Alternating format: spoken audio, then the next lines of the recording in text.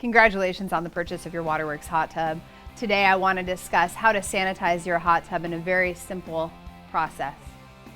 By adding granular chlorine after each use directly to the filter compartment of your spa, you'll be sanitizing in a way that take care and eliminate bacteria before they have a chance to multiply.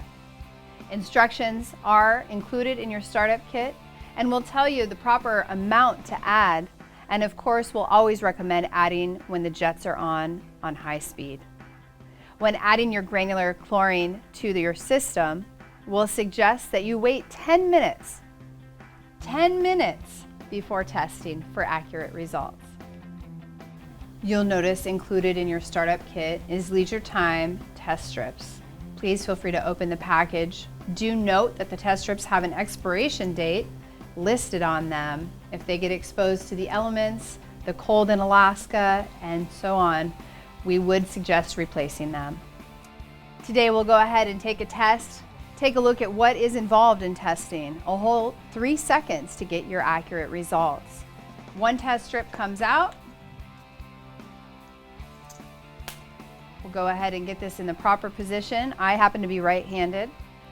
By holding the bottle in your left hand, it's very quick and easy to rotate through our testing.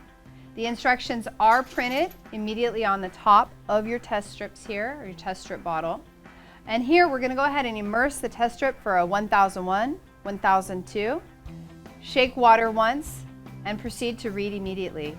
In this spa, we are seeing that our chlorine levels are approximately 3 parts per million, that our alkalinity range is closer to the 80, that is within the ideal range, that our pH levels are closer to 7.2, and our calcium hardness levels are again in that lower under 100 range.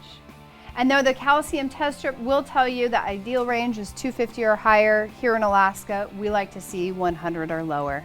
Everything on this test strip is in the ideal range.